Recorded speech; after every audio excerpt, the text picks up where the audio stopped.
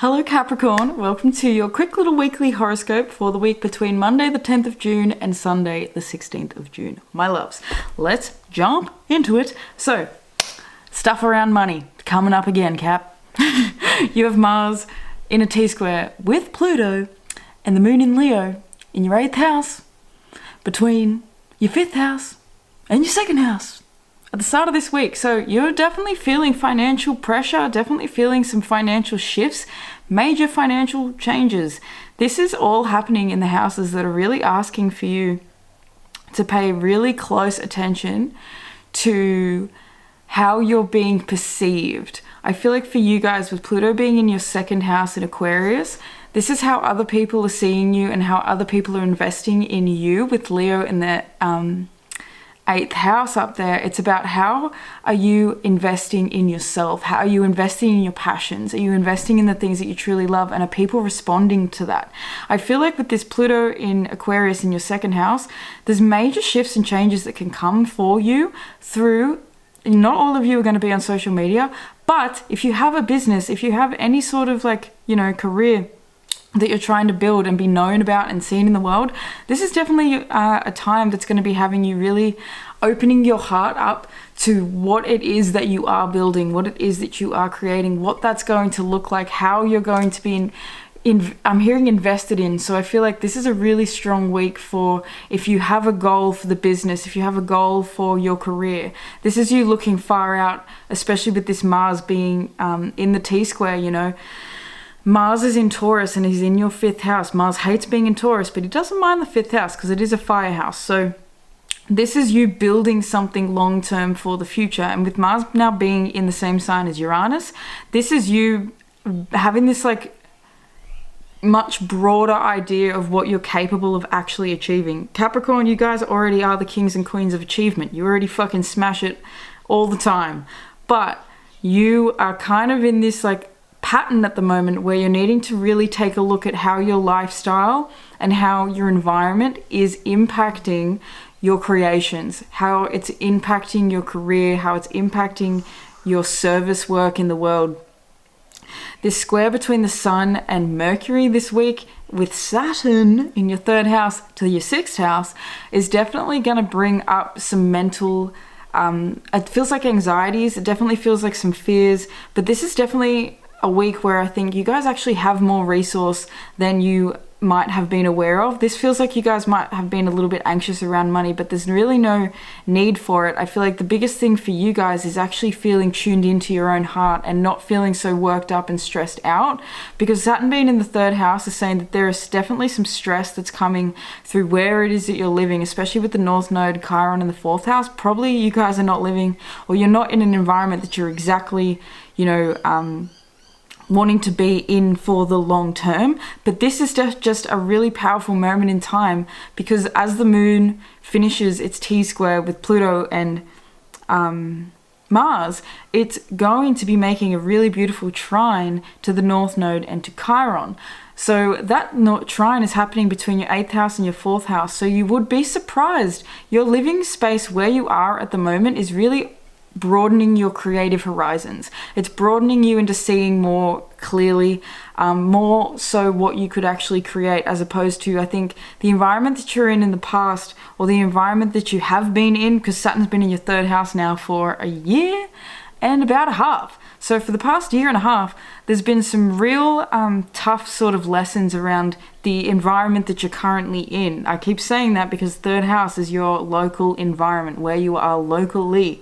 So with Saturn being there for you guys and making these squares this week, these are really intense, strong pressure points that are asking you about how your daily life and how your environment really are, complementing each other.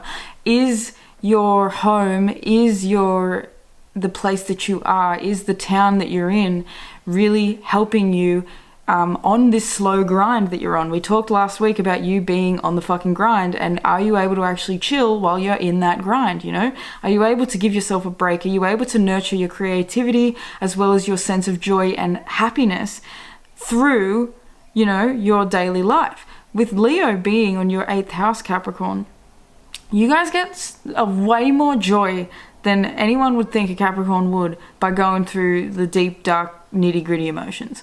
You know, this is 8th house stuff. Leo there, it's definitely like an energy of you thinking even at times that you don't have this deep, dark stuff, because Leo could also be like, you know, I'm good, I'm fine, like nothing, I don't have any skeletons in my motherfucking closet, you know. And this is coming up this week where the reality is that you do have some things that you still need to sort through. You do have some sort of emotions that you've been holding back, emotions that really also could have to do with siblings. You could have like a sibling that really pisses you off, or a sibling that you're really upset with, or just like, you know, a miscommunication with somebody close to you is definitely the potential for this week. But it's about you allowing yourself to, like, you know, have these desires for something that feels really inspiring, because with this T-square being with the moon, and the moon being in Leo, it really is about something that is an inspiration to you, that inspires you to keep working, that inspires you to keep pushing. Because these squares to Saturn between your 3rd and your 6th is saying there might be a little bit of like I'm getting over it, you know, like I don't know if I want to keep doing this same thing. And you know, like I said last week with many people, I don't know if I said it with you guys though, Gemini is about 2 paths. So, you know, this is about you being able to be, I keep thinking of a chef. I'm thinking of Master Chef. But this is you being able to be a chef and also be a really good graphics designer. You know, that's just, I'm sure I even used that fucking example with someone else last week. But anyway, it's come through again. You are able to do more than one thing. You're able to do 2 things, but they have to be things that light you up. And Pisces is the dream, you know? So there is this feeling like you feel like you're already behind because you haven't already achieved the dream. Well, Cap, how much have you achieved already? Are you already halfway towards a dream that you didn't even think would have been possible 3 years ago? We have the Engineer coming out. This is so Capricorn. Light attributes: ability to give creative energy a practical expression. Talent for designing resolutions to common dilemmas. Shadow attribute is reliance on mechanistic solutions without regard for emotional consequences. So you definitely, you know, the Engineer is breaking through a past pattern. This Engineer is you're able to work through something. You know, your brain, this is why, you know, you got Saturn in your 3rd house. And it's squaring the Sun and Mercury. And Mercury, you know, rules the 3rd house. So this week is definitely going to be giving you some really beautiful ideas. I feel like this Sun Mercury Cazimi is going to be a very powerful moment for you to be able to actually, you know, come to a resolution point about a dilemma that you've been having for quite a while. And this dilemma is around your work, it's around your lifestyle, it's around your environment. You're able to finally see a possibility for a new way, a new path forward. The Cazimi is really, I haven't even mentioned it in the last few readings that I've been doing, but for you, Capricorn, it feels like it's really helping you to see clearly something that's really been bugging you for quite a while. And now I'm getting a really itchy nose, so definitely. We also have the moon making an opposition with Neptune this week, which is going to be in your 9th house. So you got the moon moving through your 8th house, your 9th house, and your 10th house this week. So it's really, look, oh my God, we have the Sun, but it wanted to come out in the reverse, and the 9 of Swords coming out. So this is very much this 8th, 9th house, 10th house energy, where it's like there's a lot of joy, there's a lot of potential for happiness, a lot of potential for joy, but there's also a lot of anxiety that's coming up as well, especially with the moon opposing Neptune between your 9th house and your 3rd house. This is the axis of the mental stimulation stuff. So, you know, I feel like you guys are going to be given solutions this week, but it's not going to be without its like anxieties. And with the Emperor in the reverse, it does feel like it's career based. It's about your work. And you know, the South Node is actually in your 10th house. So at the moment it's not so much about, you know, having to be seen and be in this really successful place right now. It's actually about the slow grind that's going to build you to the next point that you actually want to reach. Because with Capricorn, you guys are the goats that are always climbing the mountain. It never stops. So instead of having to be, you know, in the limelight right now and being seen as having made it and having achieved the thing, now it's about the slow grind that actually gets you there.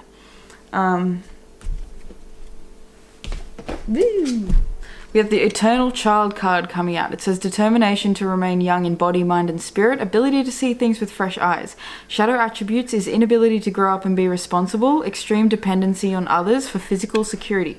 So that's the thing as well with this Pluto in the second house with this big T-square between your 5th and your 8th could definitely, because the 8th house is the house of other people's money, this definitely could be putting pressure on you where you're having to sort of rely on other people a bit more than you would like, or other people are relying on you more than you would like.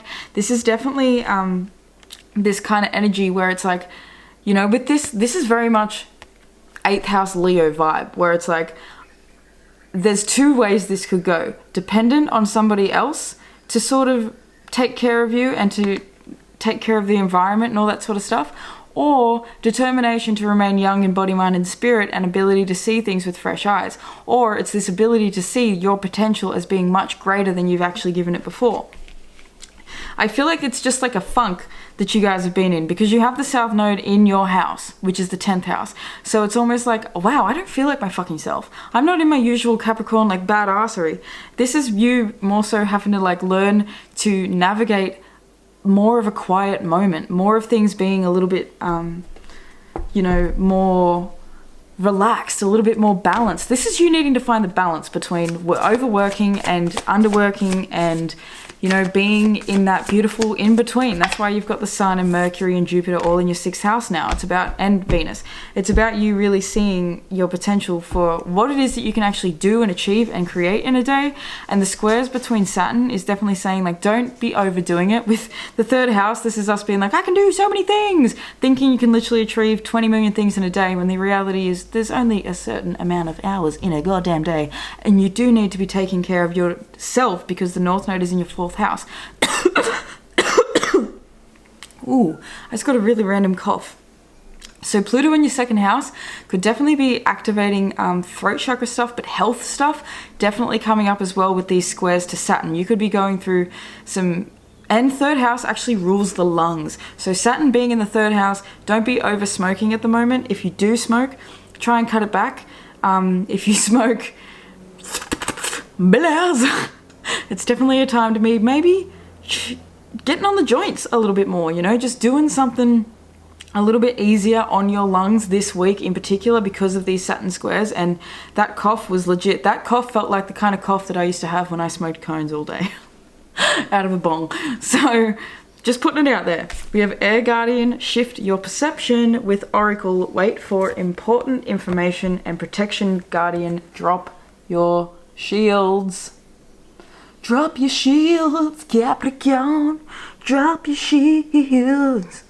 Have a little bit more fun, play, you know. It's okay for you to chill sometimes. You don't always have to be pushing. Like literally, I haven't even danced for anyone else. We have summer, bask in joy and light. Can you just have some fucking fun? What did I say to you last week? Can you just have some fucking fun, Capricorn? Have some fucking fun. God, you piss me off. As a Pisces, you piss me off because, look, us Pisces bitches, we know how to have fun. We know how to have fucking fun. Anyway, I'm getting too much. So yeah, wait for important information. I feel like this is that Mercury Cazimi vibe where it's like, wait for spirit to tell you. Stop trying to push so hard. Stop trying to have everything worked out. And, you know, with this engineer, look at how hard your brain is working. Can you just let things happen? You know, this is not needing to push and pull, and it's just giving me this real, like, anxiety energy that's, like, making you do stuff. Like, always need to be doing productivity out of anxiety. Like, what is the point of being productive if you're constantly fucking anxious? It makes no point. Are you happy, or are you creating and doing things because it makes you happy and it brings you joy and it feels like, wow, I love life, like this feels really damn good? Or are you creating and putting this pressure on yourself and this anxiety that says, I need to have everything perfect and I'm not making enough money and it's all this and it's all that, blah, blah, blah. You know, this is about just taking a fucking break. Let's get one more archetype card for you, Capricorn. Ew, what do we got? Typical. Bottom of the deck, we have Femme Fatale. Light attributes is highlights the erotic energy of the feminine, opens your heart when your dependency is rejected. Mars is in your 5th house now, so it's definitely a good time to be having some sexy times. Like I said, have some fucking fun. If you have a partner, do some fun, raunchy stuff. You know? But, you know, getting into your body as well. You know, just being in your body. When you're in your body, head, you're not in your body. And fun and joy and happiness and all these things come when we are in our bodies. It's when we're stuck in the mind that we feel anxious and overwhelmed and confused and all that stuff. And you having Pluto in the 2nd house, I mean, not even Pluto, Saturn in the 3rd house, is you needing to discipline your mind at the moment. Capricorn. Healer. Light attributes, passion to serve others by repairing the body, mind and spirit.